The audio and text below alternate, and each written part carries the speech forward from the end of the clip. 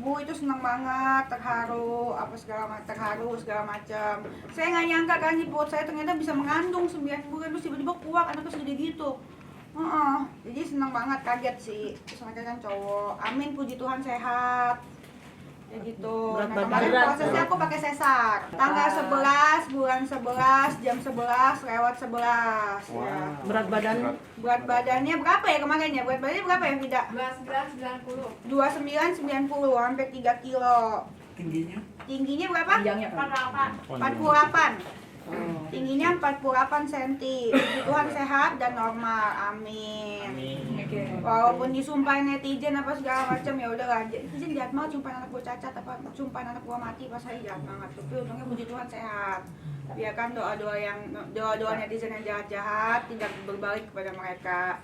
Doa yang baik-baik dari netizen aku doain, semoga kembali ke mereka juga yang baik-baik. Amin. Iya, memang sengaja milih tanggal cantik karena aku suka tanggal cantik kan, biar gampang diingat, biar bawa hoki satu.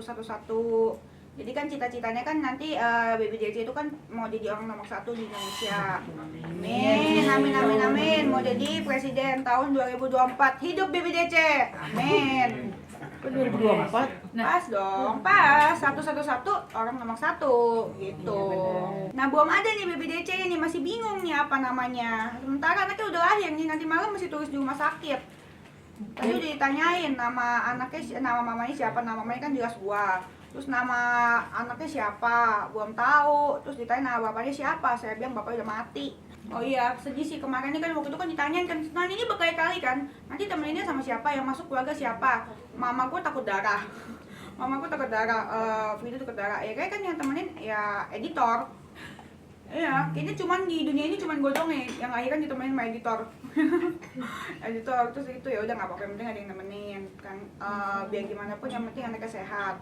Terus gitu kalau misalkan udah gitu malam-malam sebelum lahiran tuh ya tanggal 10-an gitu, gue ngeliat IG-nya si Atta Aurel, kan ini hormon kan ya, baper. Kok ditemenin, so sweet amat ya. Ya makanya tuh guys, bedanya hamil HTS, hamil tanpa suami, mah hamil ada suami beda ya. Iya, ditemenin, ada yang doain. Gue ngiri kok, gue juga pengen gitu ya. Sirik jadi ya kan. Buat apa? Orang kalau mau tanggung jawab masa dipaksa sih? Lagian juga buat apa juga punya bapak kayak dia kali. Nggak ada komunikasi. Dia ada WA sih.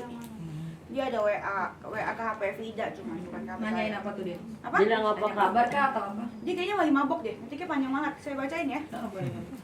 Menurut saya sih dia sih lebih pakai berbinatang sih. Kalau binatang aja punya nurani ya.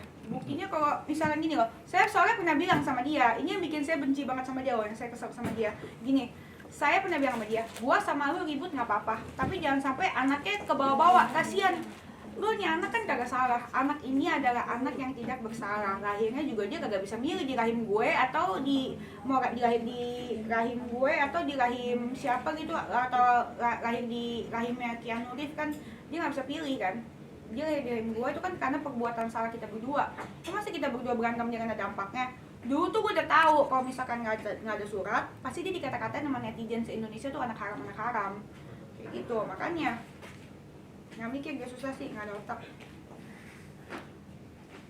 Terus kayak gitu ya gue jadi sedih aja. Jadi kesannya kan kalau misalkan kayak lihat dong alirannya Atta Aurel kan, contoh perbandingan ya, kayak disambut sama bapaknya, keluarganya, itu kan ya babynya kan senang kan pasti.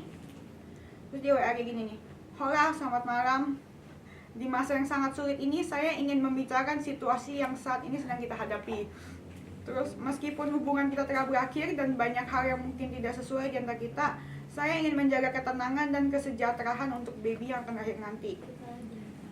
Meskipun rencana pernikahan kita tidak terwujud dan rencana kehidupan yang kita rencanakan tidak terwujud, saya merasa harus tanggung jawab secara penuh untuk mendukung anak tersebut dari proses kelahiran hingga ia tumbuh dewasa. Menjadi anak yang sehat, pintar, baik, membanggakan, dan berguna bagi banyak orang nantinya. Amin. Kalau mau tanggung jawab ya, nih ya, gue jawab ya. Semoga dia dengar deh kalau masih bisa mengerti dengan otaknya. Kalau mau tanggung jawab tuh jangan pakai bacot, pakai duit aja kan, pakai nggak sih? Kalau dia nggak bisa memberikan kasih sayang, ya udah nggak apa-apa. Hati kan udah nggak ada, nurani udah nggak ada, ya pakai duit aja, ya nggak? Mau apa lagi? Tapi jangan bacot gitu. Di kondisi yang sulit ini, kita semua harus bersatu sebagai satu keluarga. keluarga para lu peang, waktu gue bunting aja gue dijambak. Mana ada keluarga waktu bunting dijambak. Waktu gue bunting muda gue disuruh tes DNA. Terus udah gitu waktu gue bunting nggak ada keluarga yang ngusir. Terus meskipun di kondisi kita bersama sebagai keluarga, mungkin realitas yang ada adalah jauh dari kata sempurna. Terus begitu, tapi kita harus fokus bersama ke yang utama, yaitu baby yang akan lahir nanti.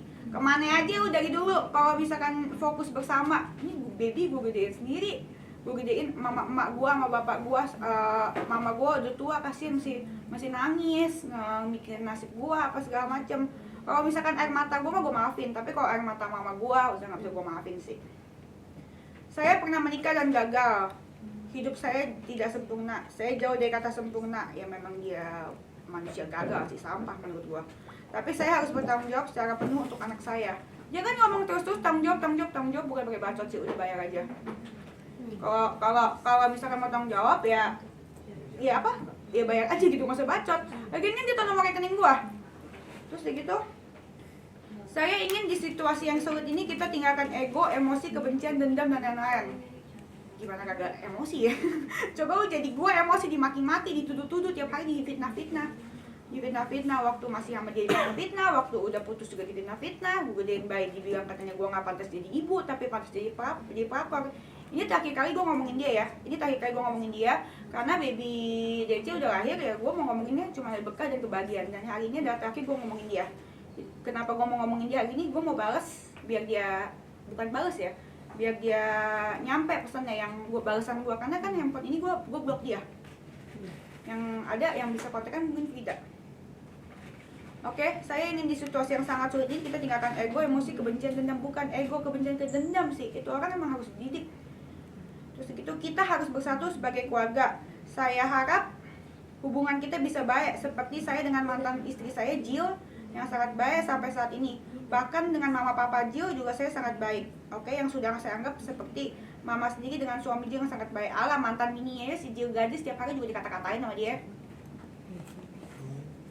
Ya paling juga dikata-katain sama dia, katanya nggak bisa ngurus anak lah, nggak bisa ini, nggak bisa itu. Sekarang tiba-tiba gue disuruh satu keluarga sama Jill, sama suaminya Jill ya gue kenal ya kagak. Berarti nanti kalau dia bikin anak lagi, punya anak lagi sama cewek lagi, gue disuruh keluarga juga. Oke, gue kambing, ternak. Gue aja sama keluarga, bukan keluarga gue, keluarga lu. Jadi di dalam kesempatan yang baik ini, sebelum babynya lahir, sekali lagi saya ingin memberikan statement bahwa saya akan bertanggung jawab. Statementmu.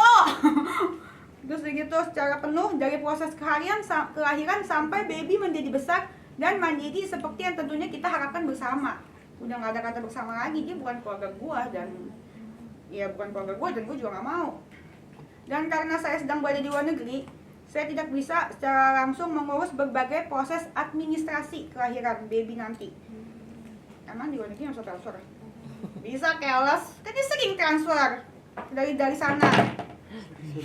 Maaf.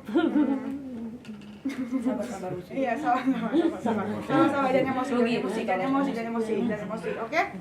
Langsung fokus berbagai proses administrasi untuk kelahiran baby nanti. Maka mantan istri saya yang merupakan ibu kandung dari anak saya, yang juga kelak akan menjadi kakak tiri baby yang akan lahir nanti, Jill akan membantu juga menjadi kepanjang tanganan saya di Jakarta. Cuy, kalau misalkan sampai ada yang ikut campur dalam urusan gue sama bapaknya baby, itu pasti kebobo, pasti bukan gue ributin, mau gue kulitin semuanya. Setiap orang punya dosa, setiap orang punya aib, termasuk pasti mantan bininya.